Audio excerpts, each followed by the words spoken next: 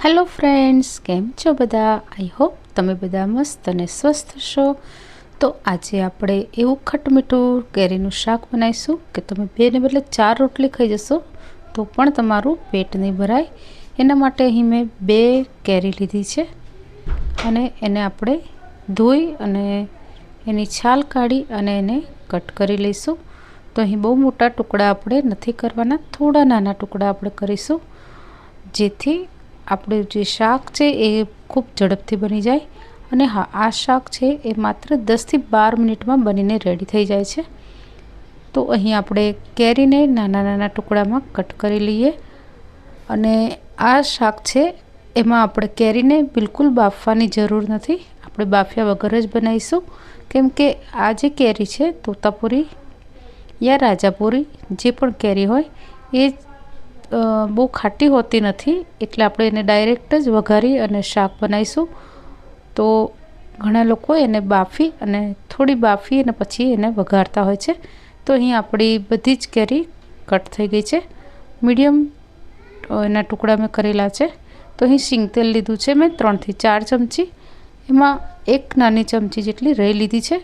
રઈ તતડે એટલે આપણે એની અંદર સૂકું 1 લાલ મરચું નાખી દઈશું। तो वघाરમાં આપણે થોડા ખડા મસાલા નાખીશું જેનાથી આપણું શાક છે એ વધુ ટેસ્ટી બનશે અને એટલું સરસ શાક બને છે કે તમે ખાધા જ કરો તો પણ તમારું પેટ ના ભરાય। અહીં 1 નાનો ટુકડો તજનો મેં નાખ્યો છે, 3 થી 4 લવિંગ નાખ્યા છે, એની સાથે 1 મોટી ચમચી ભરી અને આપણે જે અથાણાનો મસાલો હોય છે, ખાટા અથાણાનો મેથીયો મસાલો એ નાખ્યો છે। અડધી ચમચી હળદર અને અડધી ચમચીથી થોડી ઓછી એવી હિંગ નાખી અને અડધી ચમચી આપણે વલિયારી નાખીશું। તો વલિયારી નાખવાથી શાક છે એ બહુ ટેસ્ટી લાગે છે। તમે જો ક્યારેય ના નાખી હોય, મતલબ કે આ રીતે ના બનાવ્યું હોય તો જરૂરથી એકવાર બનાવજો। અને હવે આપણે એની અંદર જે કેરી છે કટ કરેલી એને અંદર વઘારમાં ઉમેરી દઈશું અને બધું સરસ રીતે મિક્સ કરી દઈશું।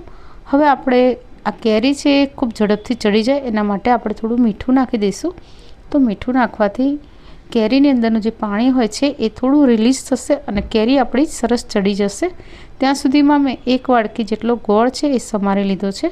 અહીં કોલ્હાપુરી ગોળ છે પણ થોડો લાલ પડતો છે અને આ જે ગોળ છે મારો એ થોડો વધારે ગળ્યો છે, તો મેં આશરે જ માપ લીધેલું છે। તો અહીં થોડી વાર ઢાંકી અને આપણે કેરીને ચડવા દીધી છે। તો આ રીતે સરસ ચડી જાય એના પછી આપણે એની અંદર ગોળ છે એ નાખી દઈશું। તો અહીં આપણે કેરી છે એને બહુ બફાવા નથી દેવાની, ને તો એ કેરીનું શાક જ્યારે બની જશે ત્યારે એકદમ લોચો થઈ જશે। તો આ રીતે આપણે ગોળને પણ અંદર મિક્સ કરી દઈશું અને ગેસની ફ્લેમ થોડી સ્લો કરી દઈશું અને સ્લો ગેસે આપણે ગોળ ઓગળી જાય ત્યાં સુધી થવા દઈશું। તો ગોળ છે એ ઓગળી રહ્યો છે, લગભગ ઓગળી ગયો છે। તો હવે આપણે બાકીના મસાલા કરી દઈશું।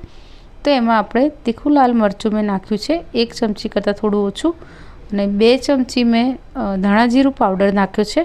એની સાથે આપણે કાશ્મીરી લાલ મરચું છે એ 1 ચમચી નાખીશું। તો આ મરચું છે એ તીખું નથી હોતું પણ એનાથી આપણું શાક છે એનો કલર બહુ સરસ, મતલબ એકદમ લાલ ચટક આપણું શાક બનશે, એના માટે આપણે કાશ્મીરી લાલ મરચું છે એ અંદર ઉમેર્યું છે। તો બસ હવે આપણું શાક છે એ લગભગ ચડી ગયું છે, પણ અહીં ગોળ છે એને પ્રોપર ઓગળવા દેવાનો, તો તમારું શાક છે એ સરસ બનશે। તો અહીં આપણે જે કેરીના કટકા કર્યા છે એમાં જે થોડા ઘણા નાના ટુકડા છે એકદમ સરસ રીતે બફાઈ ગયા છે અને બાકીના ટુકડા છે મોટા એ પણ બફાઈ તો ગયા છે પણ આખા જ રહ્યા છે। તો બસ આ રીતનું એનું ટેક્સચર હશે તો તમારું શાક છે થોડું લચકા પડતું બનશે અને આપણે ગોળ છે એ પણ સરસ રીતે ઓગળી જાય તો પછી આપણે ગેસ બંધ કરી દેવાનો।